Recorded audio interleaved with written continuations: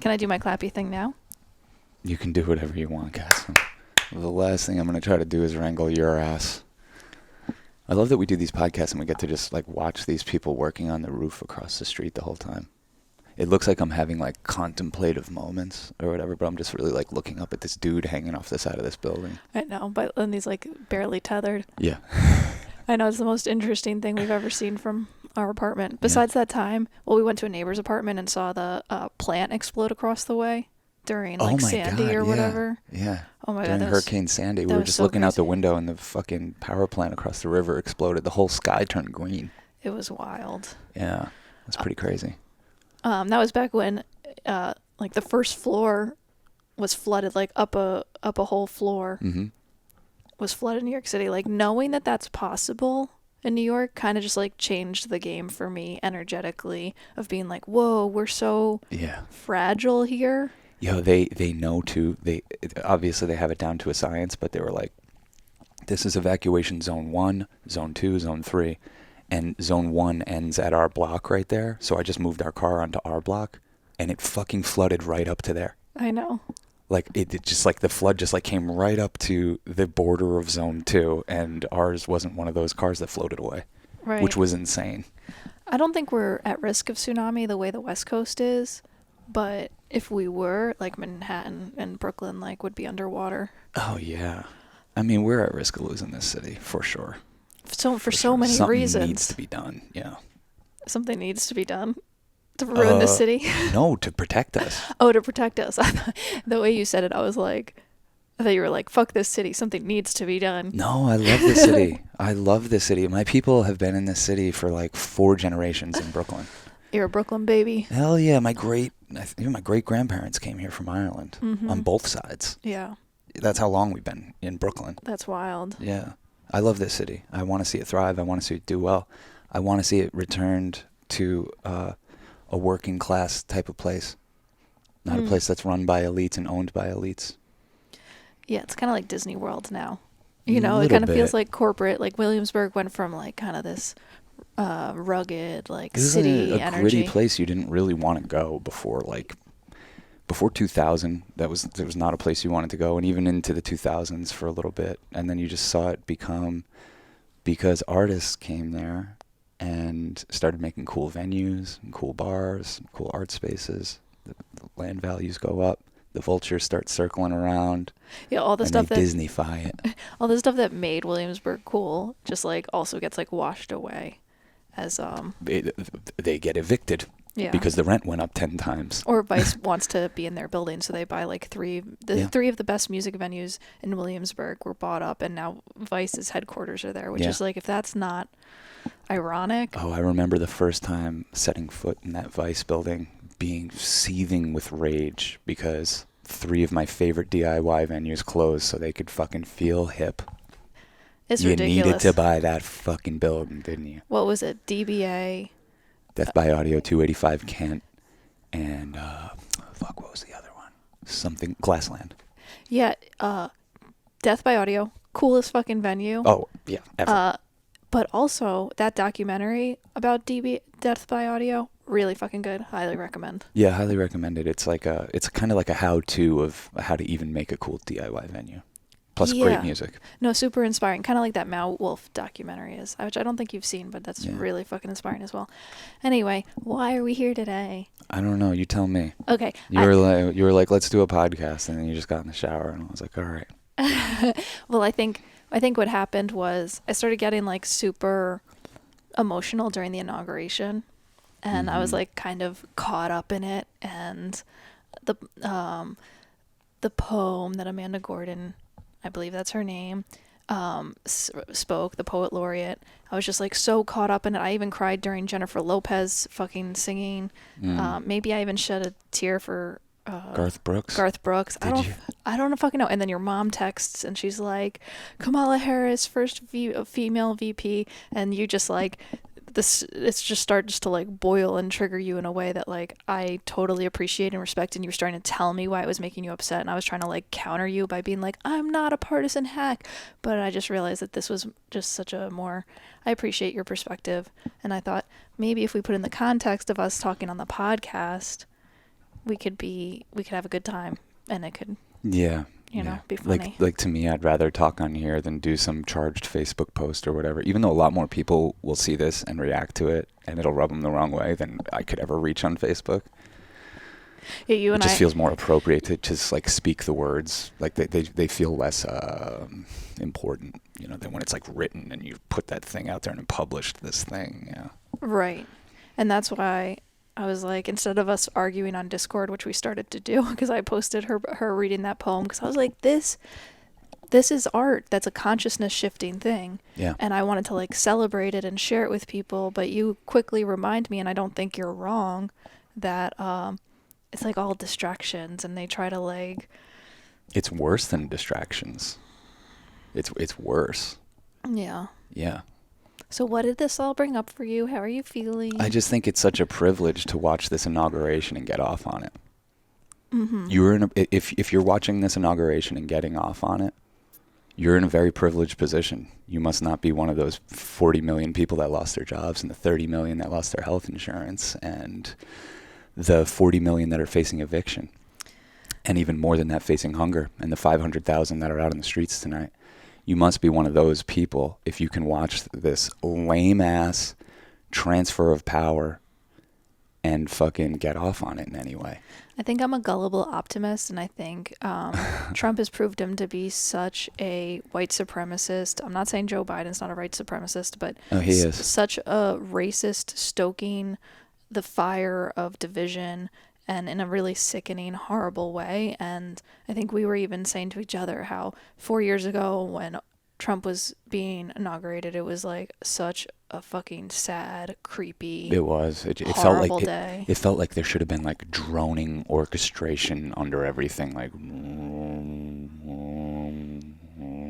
that's what that day felt like, and that's what the last 4 years kind of felt like. And to have someone in there now who pretends to care, but I think will also move at least some stuff in the needle of the direction that we want. We'll see, like rejoining Paris Climate Agreement, maybe hopefully, as he says, stopping the XL Keystone Pipeline. There's stuff like that, you know, you're just like, whoa, we can maybe move slightly forward and not like 100 years backwards. Healthcare, please. We'll talk about this pipeline.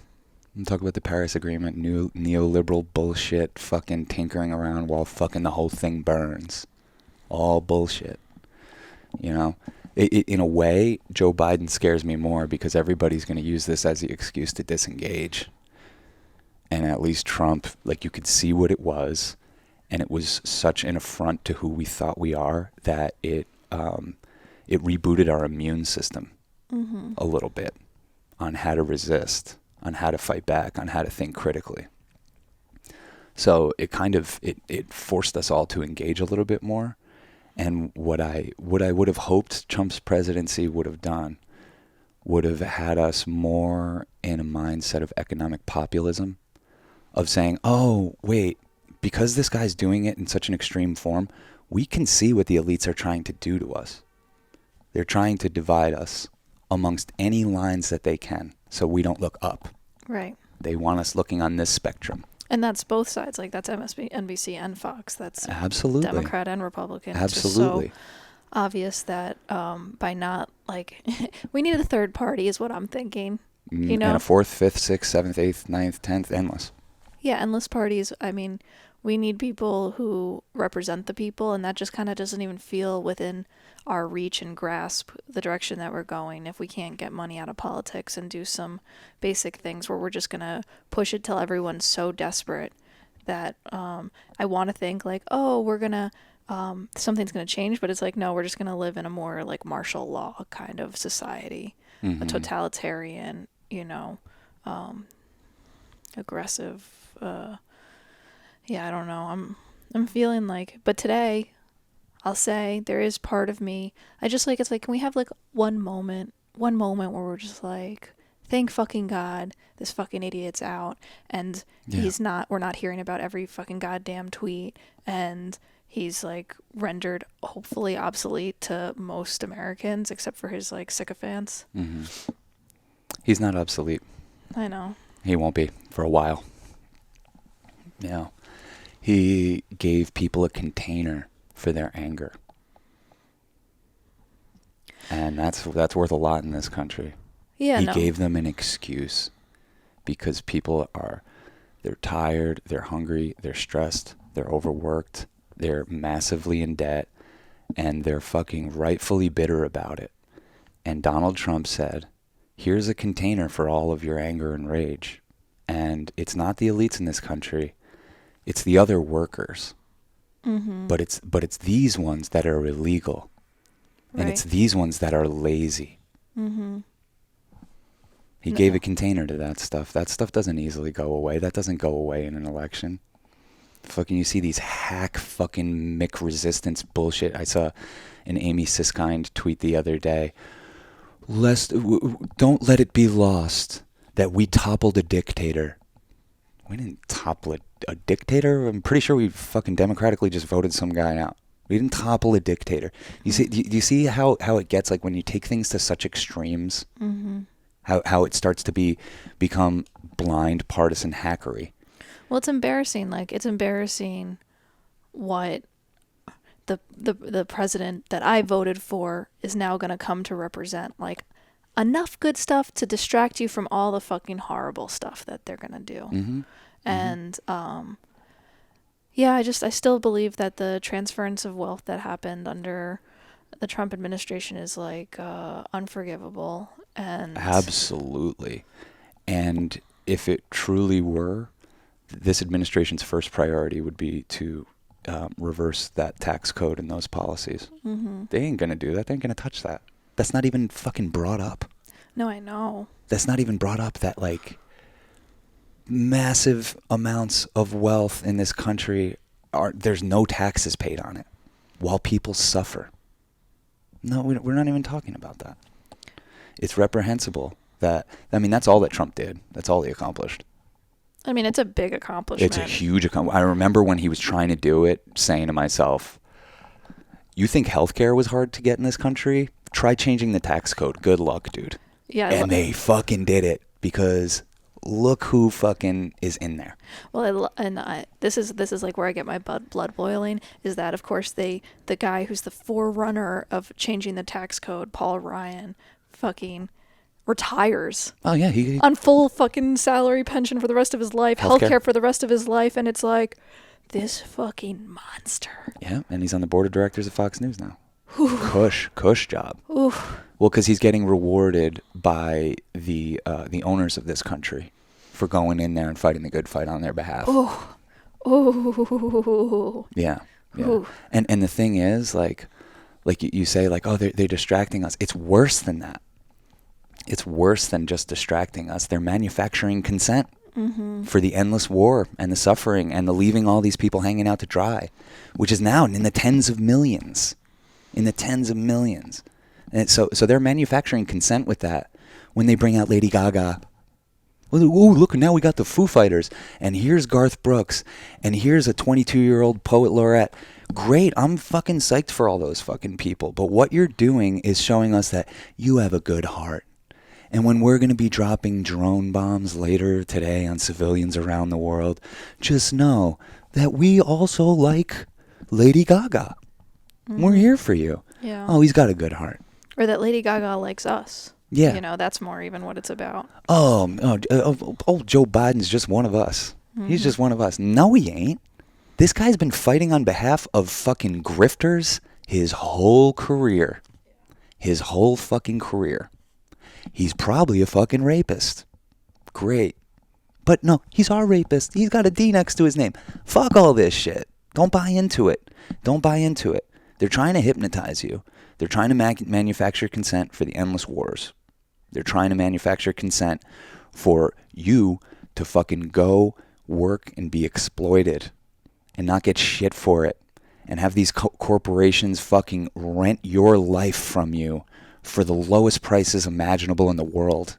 Ugh. I'm not going to applaud that. I'm sorry. I don't care how many celebrities he brings out, how touching the speeches are, because I know what it's all to do. It's to placate the masses. I'm not about that. We're not critical thinkers in this country. We take our messaging from the media. And unfortunately, who is the media? It's a bunch of millionaires doing bidding on behalf of billionaires that own them.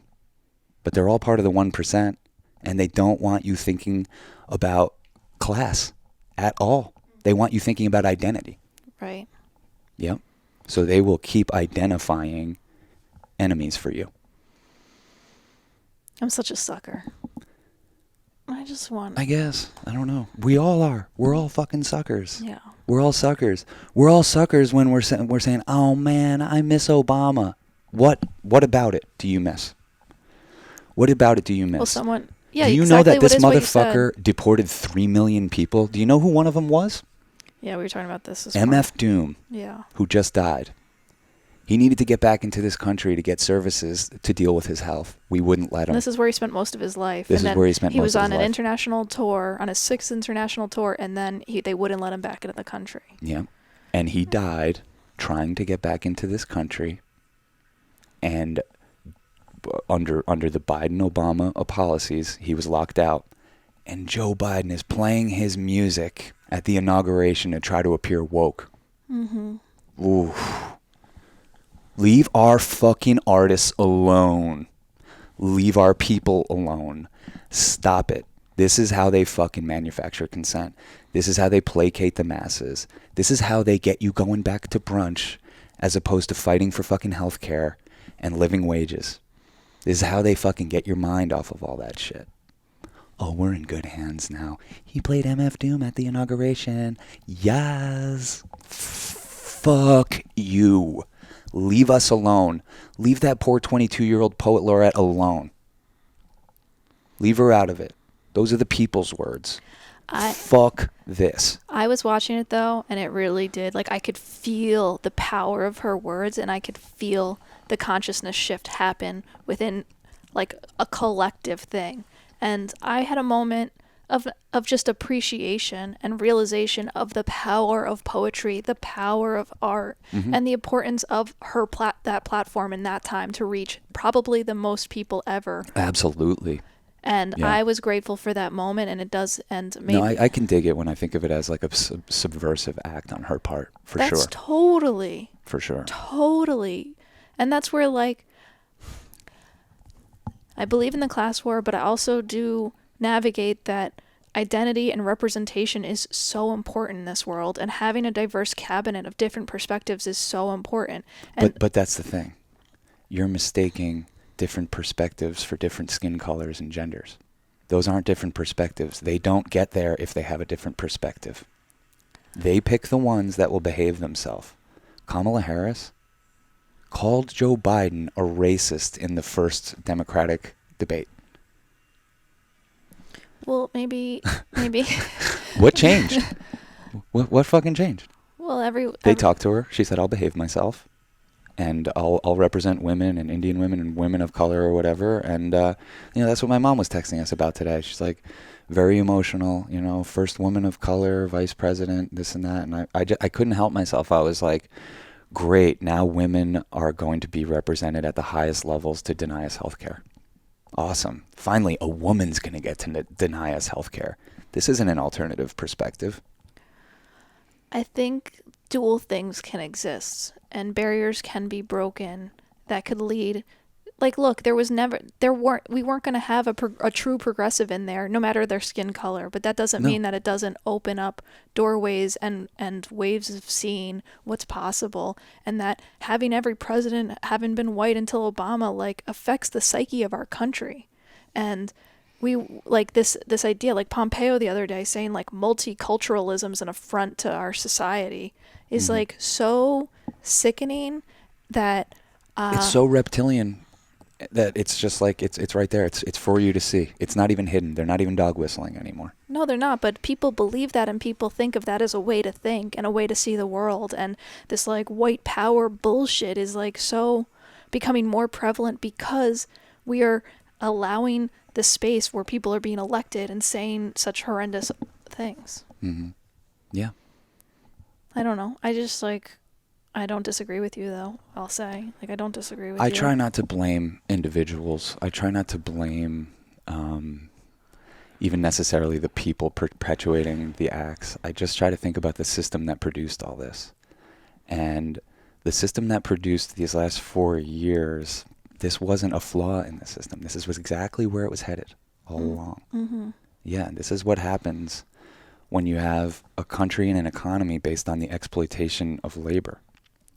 Yeah, to the point where now $15 an hour is a joke. Like the cost of living has gone up so much that, well, even when the cost of when people's wages haven't gone up. So it's like even $15 an hour is like what, $31,000 a year. Mm-hmm. Like, and people are pissed about the idea that someone might get paid $15 an hour. I'm pissed that that's all we're fighting for. Oh no, what we're fighting for is the 4/20/69 work week. 4 days max, 20 hours, $69 minimum wage. 4/20/69. Spread the word. I love that. Did you just come up with that? No, I saw a meme, but I was like, it's something worth fighting for. It's worth like putting a stake in the ground. Like, yeah, that's the goal. That's the goal. That's what we're fighting for. I love that. 4/20/69. I love that, and that makes so much sense and would increase productivity, would increase morale, would increase. I mean, if people could get a living wage, they wouldn't be focused on who's fucking them. Yeah. Or being misunderstood where they're getting fucked from. It's not because there's not a bigger wall between us and Mexico. No, but you understand why, like, none of this is an accident. No, I know. I know. And it's crazy, like, we have a country, like, I come out and it's like, J-Lo singing, fucking, this land is our land, this land is your land. Like, that's fucking an embarrassment. That's such an embarrassment. This is stolen land. And we can't wrap our heads around that fact. So we scramble to create a history of our own. And the history, of course, that we create for ourselves, and if you listen to Joe Biden's speech today, it stuck with this, is American exceptionalism, American innocence. He literally said the words, America has never failed. But then very slowly after that said, when we work together. When we work together. America has never failed when we work together. Why can't we work together on getting everyone, on transcending the idea of class? Is that radical? Is it that crazy? Yeah, to a lot of people it is, because I don't think it should be. I mean, I was reading the other day about how there's like kind of a difference in how you see the world based on like if you are a more like egocentric perspective of like your egocentric victimhood, where it's like you feel like you're personally a victim of what's going on versus feeling like your class is a victim of what's going on. That's what it's about. Starting to look at everyone as your brothers and sisters.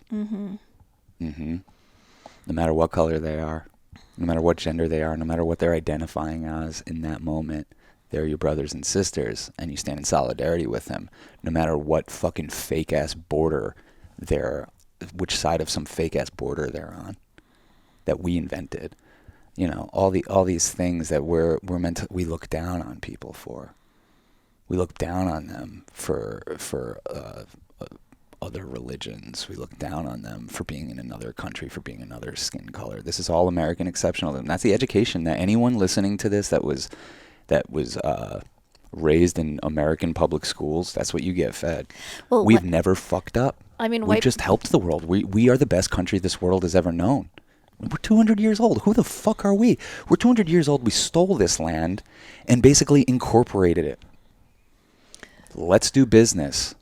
Let's do slavery. Fuck. And we don't have any history to hang our hats on. So what people do, who have been pushed into desperation, they want a history to hang their hats on. So they're creating one of white supremacy. And I understand. I don't blame those individuals. I think they're a victim of hypnosis. And by our school system, by our media, they didn't by get the military-industrial complex, by corporations. You strip the education system. No one gets a real education. They don't know shit about what's going on, so they cling to the easiest thing, the closest thing to them, which is their identity, their race identity or whatever it is. I think that the best and only thing our fucking education system should be focused on is critical thinking and the arts. Everything else will work itself out. Well, science and math. Pump the amount of resources and energy that we do into national defense and the military-industrial complex into our education here. to educating people, to housing them, to feeding them, to making sure everyone has a job. Joe Biden right now, today, could nationalize the payroll of this country, and everyone that was fucking fired, like us, everyone that lost everything, like us, would be 100% compensated for it. That's what they're doing in Japan. That's what they're doing in many other fucking advanced nations. We consider ourselves better than those places. Yeah, that's a joke. What a joke. What a fucking joke. And that's the whole thing. They won't do that. They won't pump the money into education and producing critical thinkers because it will end the military-industrial complex. It'll end the American empire the way we know it. We won't be able to, because we won't be creating these kind of scared, non-critical thinkers, we won't be able to fucking perpetuate all this fucking madness. Because diplomacy would become the name of the game. Respect. Restoring dignity to people. Restoring sovereignty to these nations that we bully around. We overthrow their leaders. We go in there and we clear space for business to do what they need to do, which is horrendous, which is poisoning people and exploiting them and killing them. We got to fight. We got to fight. And I hate that Joe Biden's election represents a mass, all right, we can go back to not thinking about our fucking president. Man, that is what they wanted. That's why they wanted Joe Biden in there, because he ran on nothing. Mm-hmm. And we came out in masses to put this guy in. And sadly, you know who put him there? Black people. Mm-hmm. And he ain't going to do shit for them.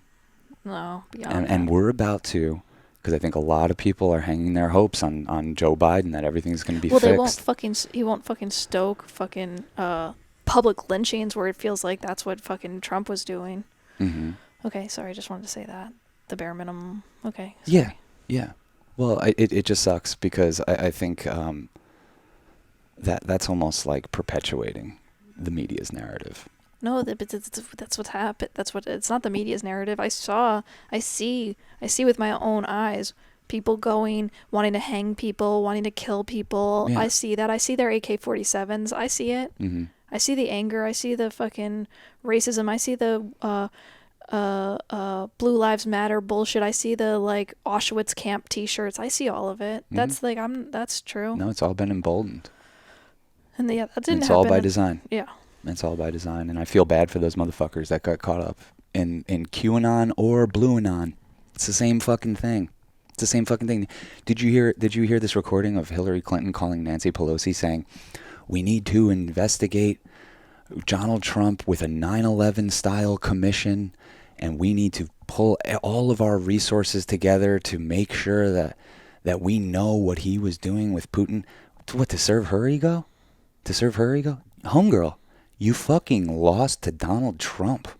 The easiest, most winnable election in history, you lost because you offered the people nothing but more neoliberal bullshit. Mm-hmm. And she wants to be a victim of, oh no, it's because I'm a woman. It's no, because of it's Putin. It's because of Trump. It's because of Russia. No, sorry. It's because you didn't offer nothing. Weed. Yeah. Federally legalizing marijuana. Yes. I think she could have won on one thing. One little thing. Anything. If she would have talked about healthcare. Yeah. Could have had it. She could have been president. Fuck it. We dodged a bullet, and we had to go through a collective sickness, and we really did. I don't think we dodged a bullet.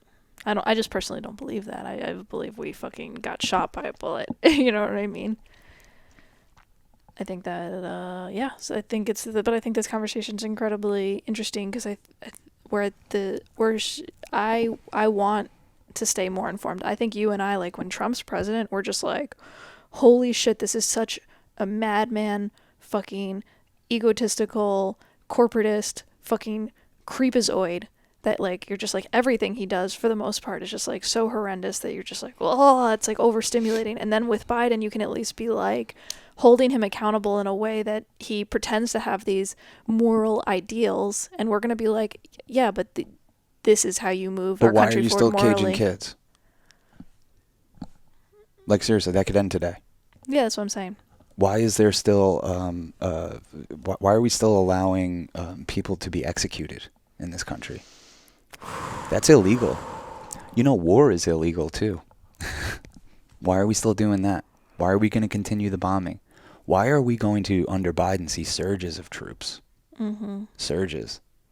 You know, Or that was the one good thing Trump was trying to do, was get the troops out of places, and they fucking came up with everything that they could to make him not be able to do that. how about Trump's piddly little $1,200 check is now going to seem like a generous gift because we're not going to get shit from Biden. Nope. And you know what he literally did on the eve of the very important Senate election down in Georgia?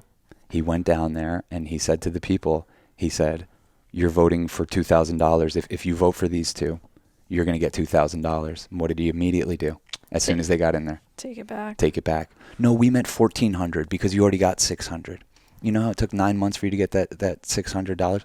We're just going to add $1,400. So $1,400 plus $600 equals $2,000, right? No, motherfucker, you owe us $2,000. Mm-hmm. I don't give a fuck. You owe every one of us motherfucking $2,000. And what's the first thing that newly elected Senate Majority Leader Chuck Schumer did? He says I want to work with McConnell. I want to work with McConnell. How do we create a dual power system here?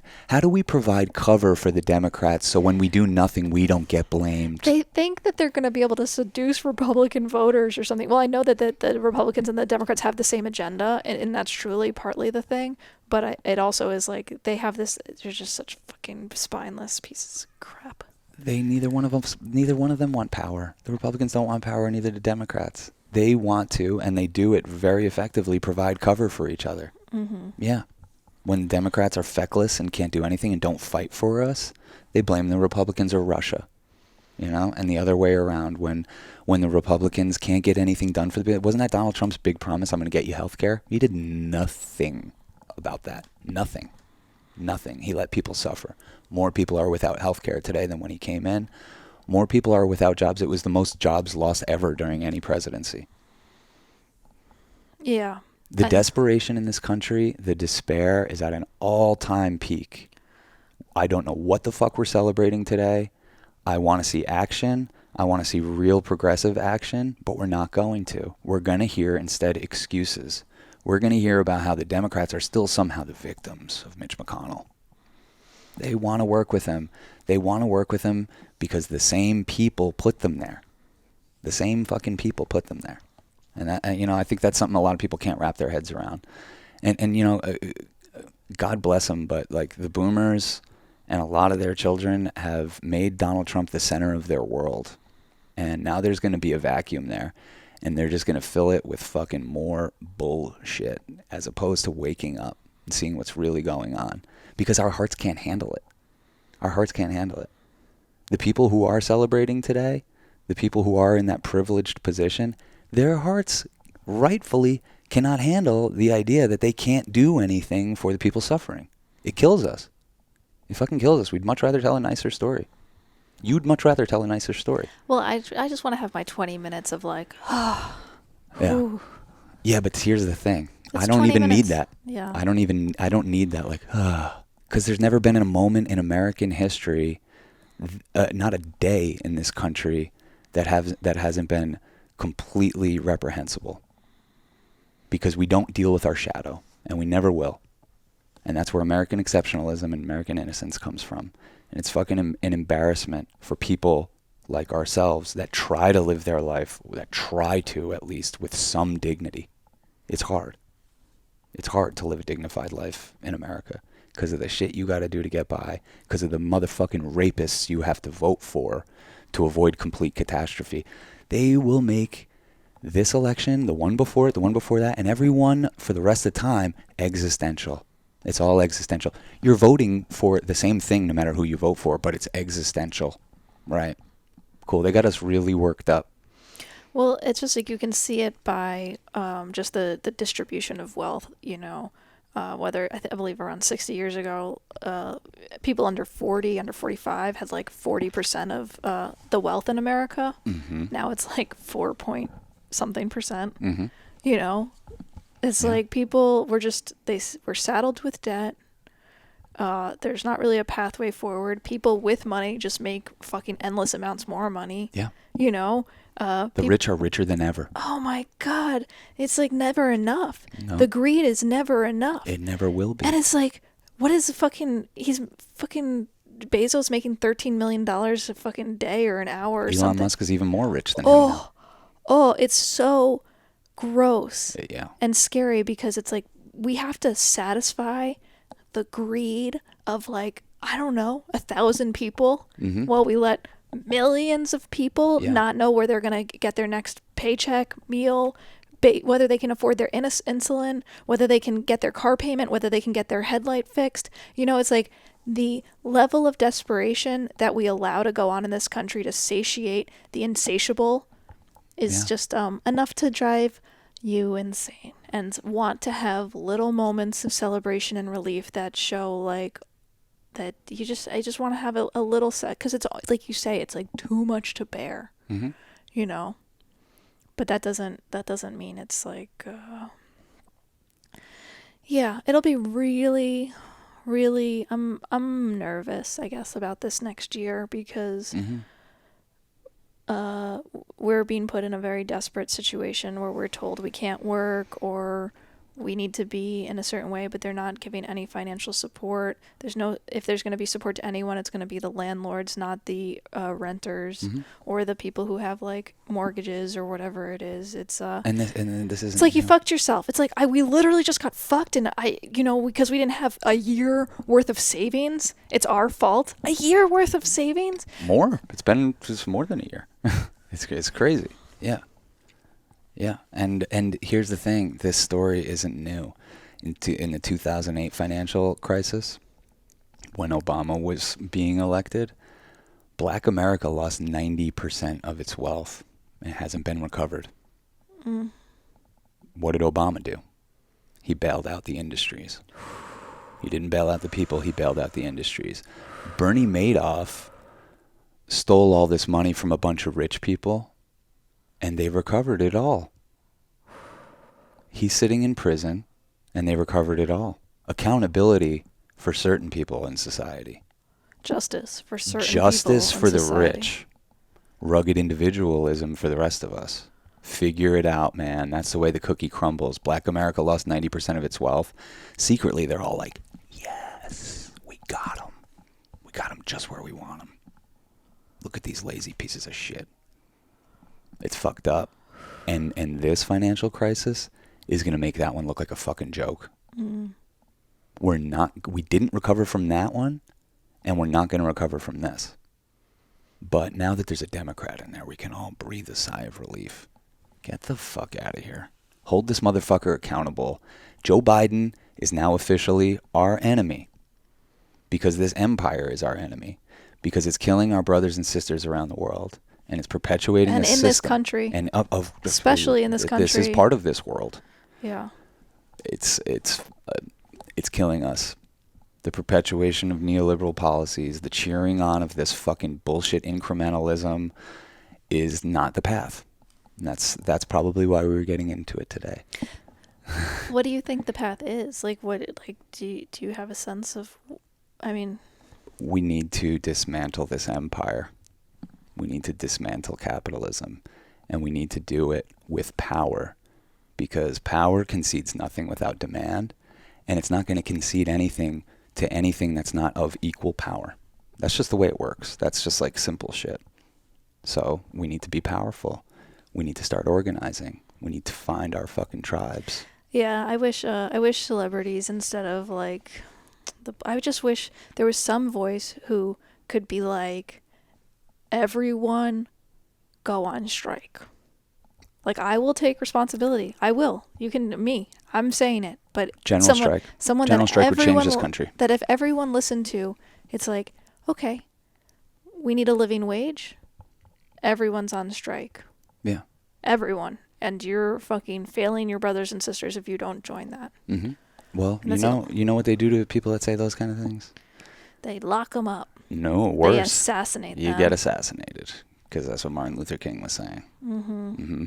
And not only that, we conveniently whitewash that from his legacy. Yeah, he was all about love. I mean, he was, Yeah. but like in like love. He was all about revolution. Yeah. Bob Marley was all about revolution. He was also all about love. But what are the things how have we whitewashed his legacy? You know? This is what happens. Well, I think it's incumbent upon us to like see through the bullshit Mm-hmm. and realize, we have to educate ourselves, We got to slay our inner capitalist. Yeah. We have to slay the thing inside of each of one of us that has been trained and programmed to look at each other like competition. You need to reverse that. It starts at home. We always talk about this. It's like really simple stuff. Once you can start to inhabit that part of your being that is not threatened by other people, that's not looking at them as your competition, that's not looking at the world through this false lens of scarcity, that can spread outwards. We could build a community that stands outside of capitalism and capitalist values. I think we're trying to do that. It's very small, but imagine a whole bunch of people are trying to do things like that. We render this obsolete. We overgrow the government. We don't overthrow it. We overgrow it. We render it obsolete by just doing something that is much more in line with our spirit as people. And it's so far beyond time to get into that mindset. And now is the time to do it. Now's not the time to party it up because we toppled the dictator. We didn't fucking do shit.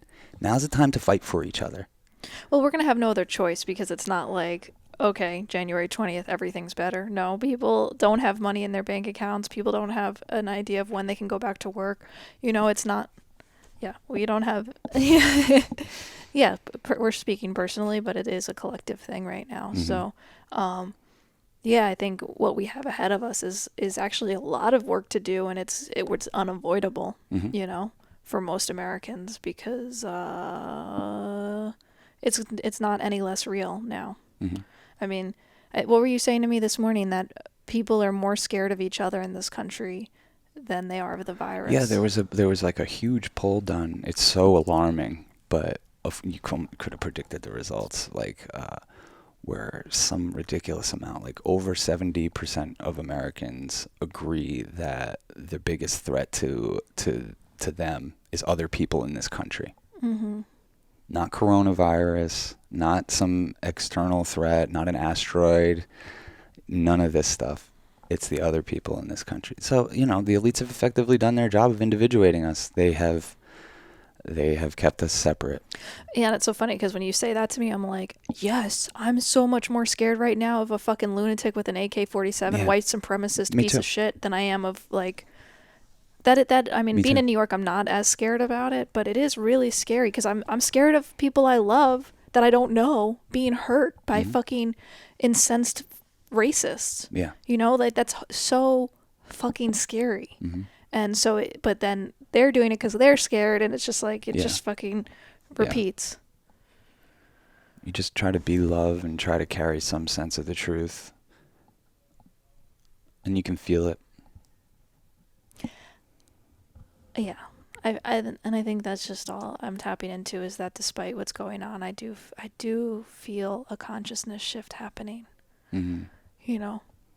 I think it's slow, but it's happening. We are waking up to, I mean, you can follow conspiracy down so many rabbit holes or beyond that, but you can't help but be confronted with truth along the way.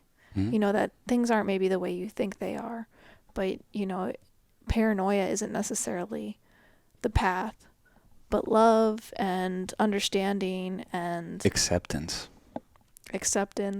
yeah, allows for a path forward, of taking care of your body, taking care of your family, taking care of your friends, taking care of your brothers and sisters, wanting to live in a just, compassionate society that looks out for each other and prioritizes solutions over platitudes. Mm-hmm. Yeah. What do you think we're going to get most of with this administration? Man, a lot of platitudes while the cops still keep killing us, while we still keep dropping drone bombs, while we still keep executing people, while we still keep starving our own people and miseducating them and putting them deeply in debt. Everything that the meager little tiny little scraps of things he did promise us, he's gone back on already. He can erase student loan debt today. Instead, we'll get a couple more months of you not having to pay your student loan debt, but it hasn't gone down at all. Ooh. Yeah. Oh, that makes me so angry. It makes me so angry. Yeah. All of it. Yeah. All of it. And it's just so short-sighted because these corporatists and people in power and the lobbyists, if we put money into the economy, it would go up. Of course. It never trickles down, though. And people don't care. They're like, it always trickles up. It's like, that's what I was saying to you the other day. I was like, kind of, like, why are people who make $200,000 a year going to get $2,000 checks? Like, I was actually kind of frustrated. I was like, I want this to be more fairly distributed. But I think you were trying to explain that to me in a way that made sense to me because you were like, it's too complicated. And that I'm, like, kind of on a slippery slope of, like, who's deserving of No, everyone deserves it. You pay taxes in this country, you live in this country, you were born in this country. But you rich get people $2,000. don't really pay taxes. You know what I mean? Trump paid $750 in taxes. You know what I mean? I don't want him getting a $2,000 check. Like I'm kind of like, fuck you, you know? Yeah. No, I know what you mean. But I don't think we can think like that.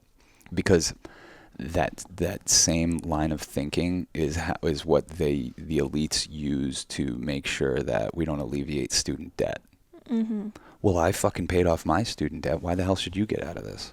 Right. What the fuck, you piece of shit? That's what my aunts and uncles are like. I'm like, your student debt was $2,000. I know. You went to school in the 70s. I know. What are you talking about? Yeah, I was able to pay for college. It's like, yeah, it was like $1,000 a semester, not fucking $70,000. Yeah. You don't deserve $15 an hour. I had to fucking work for $7.25 an hour. I made it work. That's just part of it. Yeah, when rents were fucking $800, not $1,800 or $2,800 or whatever it is now. Yeah. Ooh. Yeah, it's enough to fucking get your blood boiling. Yeah, but I think there's a lot of like light at the end of the tunnel. Like you see it in like communities coming together and people having each other's backs and wanting to find people who you see the world like, or just even like an expanded awareness about what MLK, what he stood for, what he expressed, his anti-capitalist views. You know, there is like, it just does feel like it's permeating like Black Lives Matter, the movement, and understanding, being able to see all the injustices. Like there is being light shown on the shadow. Oh, totally. It's up to us though, if we're going to use it to wake up or use it to go further back to sleep and further into our separation.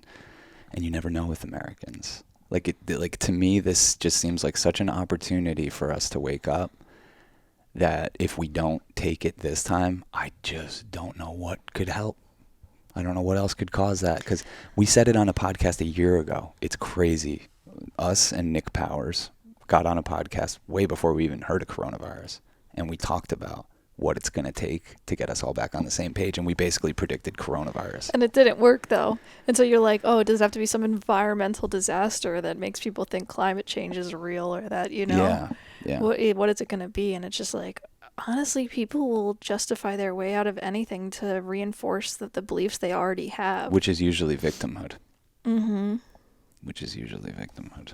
And I don't know, you can only be a victim if you admit defeat, and I don't like that. What could defeat our divine spirits? Nothing. What could we be a victim then of? Because we have the power. We can change it. And we can change it by changing our minds and holding space and allowing other people to come to that same realization that we realize. You just think about the moments in your life that radicalize you. Mm-hmm. And maybe that's why we differ. Maybe that's why I am a little bit more radicalized than you. Yeah. Because, like I say to people, I'm like, yo, don't say fucking anything against Medicare for all unless you've gone bankrupt from a medical calamity. Like, it ain't your business. Mm-hmm. It ain't your business. Those people are fighting for that shit for a reason, Yeah, I think that's really fair, because that is like a place in which my privilege does come in, and like the lack of hardship I've seen within having to deal with the medical industry, or losing someone close to me, or having someone incarcerated. I would say the same thing about that. Don't fucking, cheer on the drug war or mass incarceration unless you've lost a family member to it. Well, Just don't. Just like that. That ain't your fucking business. Either that or stand in solidarity with the people who are fighting for the right fucking thing. Have you had a family member have to suffer behind bars because they had a problem with drugs? No? Okay. Maybe stand in solidarity with the people that have. yeah, I think that I do. I want to. I feel like I do. No, but absolutely. I definitely do get caught up in the moment of like, yeah, I can totally be like a neoliberal hack that believes that if Hillary Clinton was president, that we'd be much better off. And maybe I'm wrong, but I do, I hate that she's a war hawk, and I So hated is that Joe she didn't Biden. offer anything. I hate this about both of them, but I do believe some of the shit they spew. You know what I mean? Mm-hmm. That they do care about working families. That they do want to see America. They wouldn't. It wouldn't that tax break for the wealthy wouldn't necessarily have passed under a Hillary administration. You know what I mean? No fucking way. And that's why people hate the Democrats, is because they want more taxes and want more government and all this The stuff. transfer of wealth would have still happened. It would have just been under a different policy. It wouldn't have been as so blatant.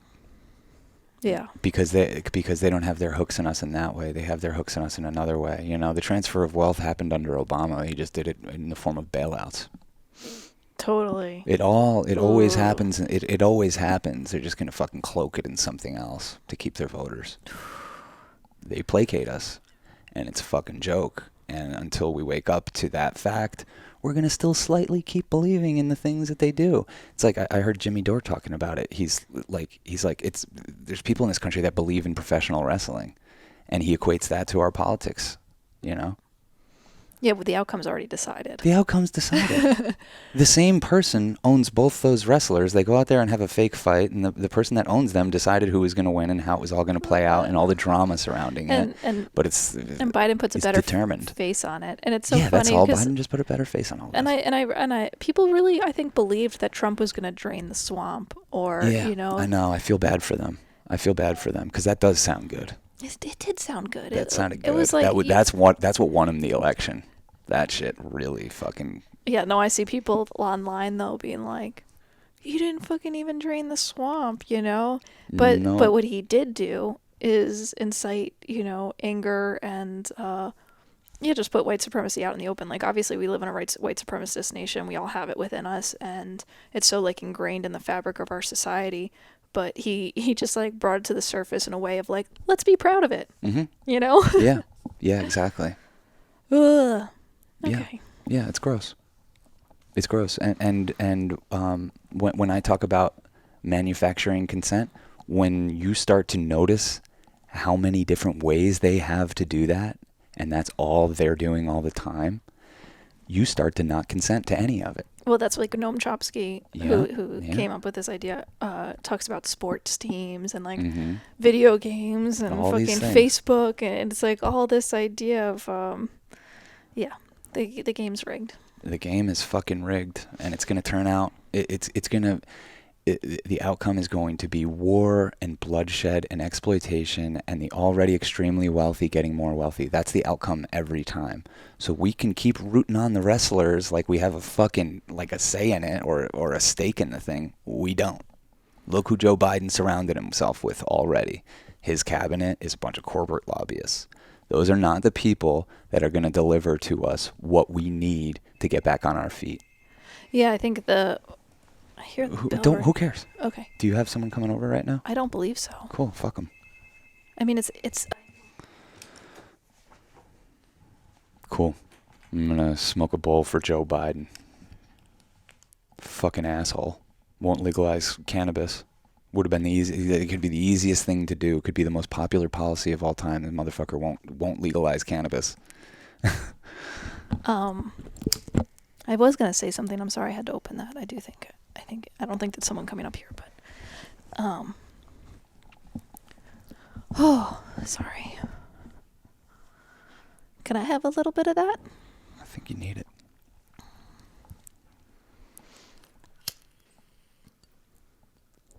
This is how you don't consent. Little cannabis to shake the mind up. Well, you're not consenting to their laws and the way they want you thinking. And you're going to take your medicine whether it's illegal or not. Yeah, most definitely. Mm-hmm. And you're going to help Especially since people I don't out. trust their medicine. No. No. And that's like where I can get behind on there's a lot of people who like it's this interesting world of like questioning. I think questioning doctors and the medical institution is important. You know, there's like, but it's also respecting scientists and people who have studied stuff is important too. So it's like, it's become such a world of obstacles and confusion, and I don't know what to think anymore. We're a nation of know-it-alls who don't know shit, and we're addicted to the idea that we know something, and we're not critical thinkers, but we so yearn to be that all that gets channeled into conspiracy theory. And we can't transcend it because it's a layer of consciousness that a lot of people get caught in, and we can't transcend conspiracy theory.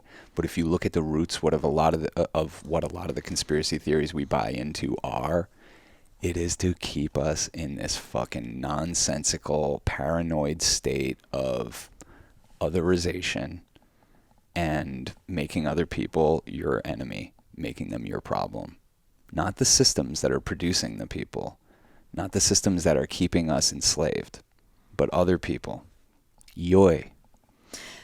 Yeah, it's interesting because like I think I don't want to say enemy number one because I think that's what we're trying to transcend is this idea of enemies, but you kind of just you want the people that you elect to represent you to actually represent you, and it feels like that's where the divide has happened, where we're fighting to get someone in there over identity because we don't want a fucking white supremacist in there anymore. Yeah. You know, so we fight for this. We show up, we go to the polls, we bring people together, and then they get in there and they don't even represent the people. We want someone that's not outwardly racist to perpetuate the endless wars. Well, yeah. I mean, yeah. Sure, yeah. Yeah, we need a president with a Black Lives Matter bracelet to kill 1 million Iraqis. Right. Okay.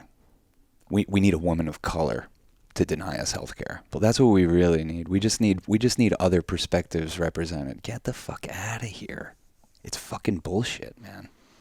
It's bullshit. And when it really comes down to it, and that, like, to me, this is me honoring my inner anarchist. Do we need this hierarchy of power? Do we really need that? Because if we had trust in each other, we wouldn't even need this system. We've pointed our faith in this system. And we've given it a lot of power over the last 200 plus years. Like the Constitution is like some holy scripture that can't be questioned. But what was that thing designed to do? To keep certain people down and to keep the owners of this country rich. Yeah. That's that. Peace and love.